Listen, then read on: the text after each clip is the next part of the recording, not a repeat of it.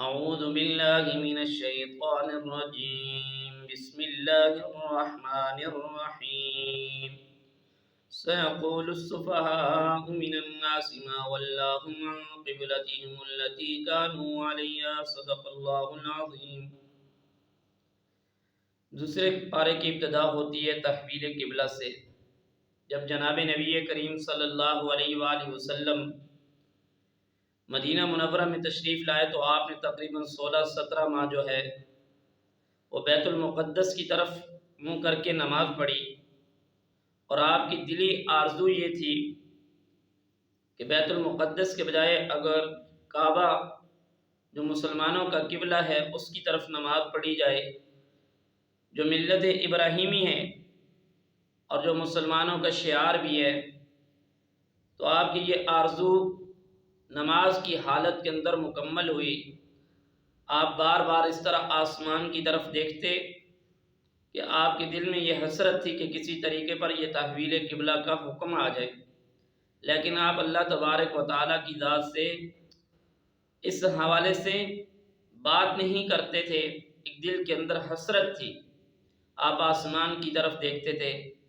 اس سے یہ ثابت ہوا کہ ادب کتنا آپ ملحوظ خاطر رکھتے تھے۔ جیسے ہی آپ کو تحویل قبلہ کا حکم ہوا تو مشرکین مکہ نے اور منافقوں نے آپ پر بے بنیاد اعتراضات کو گڑھ دیا، اور یہود انہوں نے بھی اسی طریقے پر آپ پر بے بنیاد اعتراضات کو گڑھ دیا۔ تو اللہ تبارک و تعالیٰ کی ذات نے اپنے محبوب صلی اللہ علیہ وآلہ وسلم سے فرمایا کہ کوئی تحویل یا کوئی سمت اس کے اندر اپنی اصلیت نہیں ہے، بلکہ یہ جو کچھ بھی ہے یہ اللہ تبارک و تعالیٰ کی طرف سے ہے۔ تو مشرق کی طرف نماز منہ کر کے پڑھو یا مغرب کی طرف منہ کر کے نماز پڑھو، اس سے کوئی فرق نہیں ہے۔ اصل جہتیں جو ہیں وہ اللہ تبارک و تعالیٰ کی طرف سے ہیں۔ اصل چیز وہ دل کی ہے، وہ دل سے ہے، اور کسی چیز کو حلال قرار دینا یا کسی کو حرام قرار دینا یہ آپ کے بس میں نہیں، بلکہ یہ اللہ تبارک و تعالیٰ کی طرف سے ہے۔ اس کے آگے آیت بر آ جاتی ہے، اس کے اندر تقریباً علماء کرام نے 16 کے قریب تقریباً قواعد اور احکام شرعیہ کو بیان کیا ہے۔ اس سے آگے چونکہ زمانہ جاہلیت میں صفا اور مروہ جو 2 پہاڑ تھے، ان پر بت رکھے ہوئے تھے جن کی مشرکین عبادت کرتے تھے۔ تو جب صحابہ اکرام رضوان اللہ علیہ مجمعین نے اسلام قبول کر لیا تو وہ جب ان کی سعی کرتے تھے صفا اور مروہ پر، تو وہ کتراتے تھے کہ کہیں ایسا نہ ہو کہ ہم ان کے یہ جو بت رکھے ہوئے ہیں ان کی طرف منہ کر کے یا ان کی طرف یہ نسبت نہ ہو کہ یہ ان کی عبادت کرنے ہیں۔ تو اللہ تبارک و تعالیٰ کی ذات نے فرمایا کہ تم جو طواف کرتے ہو اس میں کوئی حرج نہیں ہے، آپ کی نیت صحیح ہے۔ اس کے بعد مشرکین جو تھے وہ کچھ چیزوں کو حلال قرار دیتے تھے، کچھ چیزوں کو حرام قرار دیتے تھے۔ تو اللہ تبارک و تعالیٰ کی ذات نے فرمایا کہ جس کو تم حرام قرار دو یا جس کو تم حلال، وہ حلال نہیں ہے، بلکہ جس کو میں بولوں گا وہ حلال ہے، جس کو میں بولوں گا وہ حرام ہے۔ تو اللہ تبارک و تعالیٰ کی ذات نے فرمایا مردار، بہتا ہوا خون، خنزیر کا گوشت، ہر ایسا جانور جس پر اللہ تبارک و تعالیٰ کی ذات کے علاوہ کسی کا بھی نام لیا جائے وہ حرام ہے، وہ حلال نہیں ہے۔ تمہاری مرضی کے مطابق حلال اور حرام نہیں ہوگا۔ آگے شریعت اسلامیہ کے جو بنیادی اصول ہیں ان کو بیان کیا گیا کہ اسلام کے جو اصول ہیں وہ عدل اور انصاف کے اوپر ہیں۔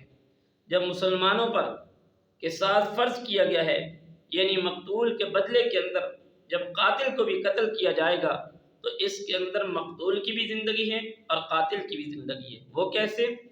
جب انسان کو یہ پتہ ہوگا کہ میں قتل کروں گا تو اس کے بدلے کے اندر مجھے بھی قتل کیا جائے گا، تو وہ اس قتل کے جرم سے رک جائے گا۔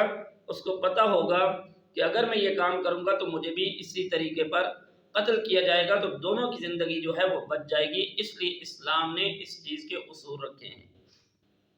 آگے روزے کے بارے میں فرمایا ہر عاقل بالغ مسلمان پر اللہ تبارک و تعالیٰ کی طرف سے روزے فرض کیے گئے، اور روزے کا مقصد انسان کو تقوی حاصل کرنا ہے، اس لیے روزے کی فرضیت کو بیان کیا گیا۔ اور آگے فرمایا رمضان کی راتوں میں تمہارے کے ساتھ بیوی کے ساتھ جماع کرنا بھی جائز ہے، لیکن اعتکاف کی حالت میں جائز نہیں ہے۔ اور اسی طریقے پر آگے فرمایا کسی بھی باطل اور ناجائز طریقے سے مال کمانا جائز نہیں ہے، خواہ جوا ہو، چوری ہو، غصب، رشوت، خرید و فروخت کے اندر ناجائز طریقے، فرمایا یہ بھی ناجائز ہے۔ اور اسی طریقے پر آگے فرمایا مسلمانوں پر جہاد اور قتال جو ہے یہ فرض کیا گیا ہے۔ جہاد کا مقصد کیا ہے؟ جہاد کا مقصد ہے الہی کلمت اللہ اور حق اور باطل کے درمیان فرق کرنے کے لیے جہاد تمہارے اوپر فرض کیا گیا ہے۔ اس کے بعد اسلام کا ایک اہم رکن اس کو حج کا کہا جاتا ہے، وہ بھی تمہارے اوپر فرض ہے۔ حج اس شخص پر فرض ہے جو آدمی صاحب استطاعت ہو، سواری کا بھی ہو، سامان سفر بھی اس کے پاس موجود ہو، آنے جانے کے اخراجات ہو، اپنے اہل و عیال کے لیے اخراجات بھی رکھتا ہو، تو ایسے شخص کے اوپر بیت اللہ کا حج جو ہے وہ فرض قرار دیا گیا ہے۔ آگے اللہ تبارک و تعالیٰ کی ذات نے فرمایا انفاق فی سبیل اللہ کے ضمن میں بتایا کہ اہمیت اس بات کو حاصل نہیں کہ کیا خرچ کیا جاتا ہے، اصل اہمیت اس بات کی ہے کہ کہاں خرچ کیا جاتا ہے اور کس نیت سے خرچ کیا جاتا ہے۔ یعنی اللہ کے راستے میں جب آپ خرچ کرنے ہیں تو یہ نہیں کیا خرچ کیا جا رہا ہے، بلکہ دل کی حالت کیا ہے کہ کیسے تم خرچ کر رہے ہو اور کیا تم خرچ کر رہے ہو۔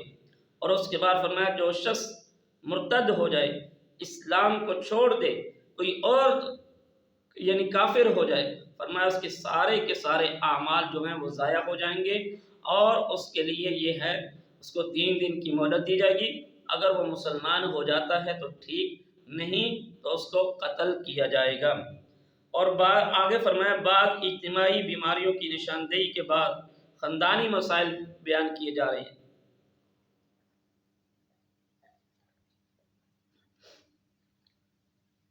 وہ کیا ہیں؟ اجتماعی مسائل کے بعد کچھ خاندانی مسائل، یعنی مسلمان کے لیے کسی غیر مسلم عورت کے ساتھ شادی کرنا، کافرہ کے ساتھ، فرمایا یہ جائز نہیں ہے۔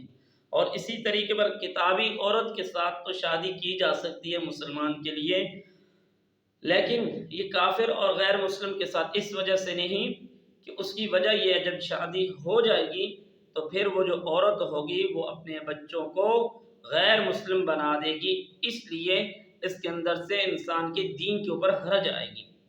آگے فرمایا کہ حالت حیض کے اندر بیوی کے ساتھ جماع کرنا، ہم بستری کرنا یہ جائز نہیں ہے۔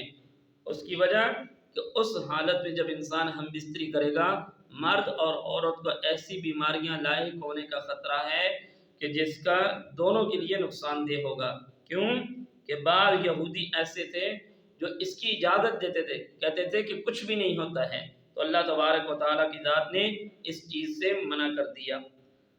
اور اگر کسی شخص نے یہ قسم کھا لی کہ وہ اپنی بیوی کے پاس نہیں جائے گا، تو فرمایا اگر وہ 4 ماہ تک اپنی بیوی کے قریب نہیں جائے گا تو اس سے اس کی بیوی جدا ہو جائے گی۔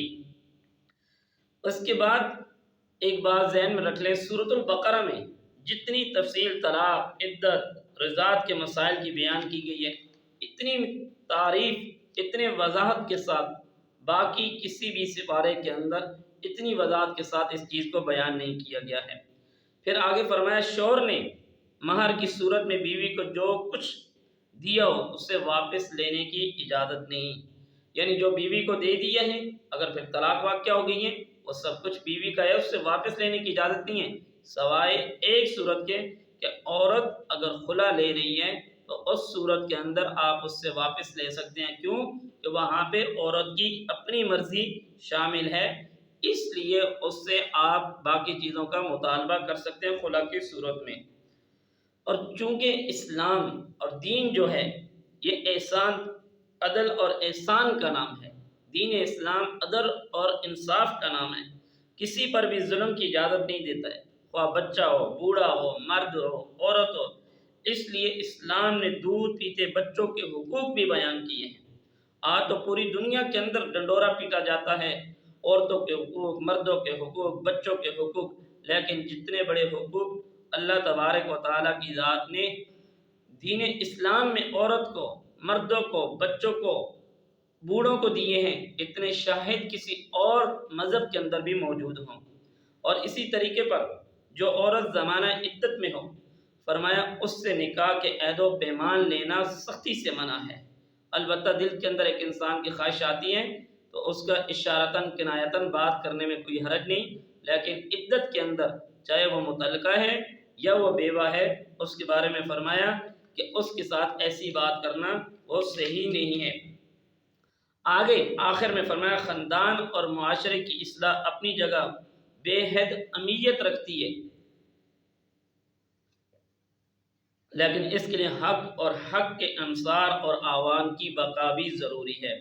جہاد کا مقصد حق اور حق کے علمداروں کی بقا ہے، اور اس لیے قرآن کریم میں جہاد پر بڑا زور دیا گیا، اور موت کے ڈر سے جہاد سے راہ فرار اختیار کرنے والوں کی شدید الفاظ میں مذمت بیان کی گئی ہے۔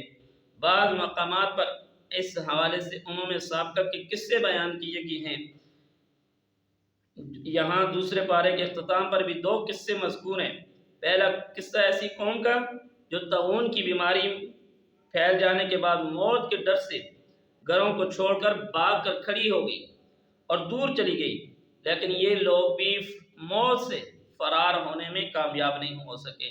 اس وجہ سے جہاں کہیں بھی طاعون کی بیماری پھیل جائے وہاں سے بھاگ کر جانا یہ جائز نہیں ہے۔ اور دوسرا اسی طریقے پر دوسرا قصہ بنی اسرائیل حضرت طالوت کا قصہ ہے، جن کی قیادت میں جہادی صفات سے مالا مال تھوڑے سے لشکر نے اپنے سے کئی گنا بڑے لشکر کو شکست دے دی۔ یہ ایسا قصہ تھا کہ خود بنی اسرائیل بھی اس سے صرف خواہش کا ہی علم میں تھے، اور عوام اس سے بے خبر تھی۔ نبی امی صلی اللہ علیہ وآلہ وسلم کی زبان اقدس سے تاریخ کی اس بھولی ہوئی بڑی داستان کا بیان ہونا اس بات کی دلیل ہے کہ آپ کا رابطہ اس ذات سے ہے جس کے سے تاریخ کی نظر کی کوئی بھی گڑی چھپی ہوئی نہیں ہے۔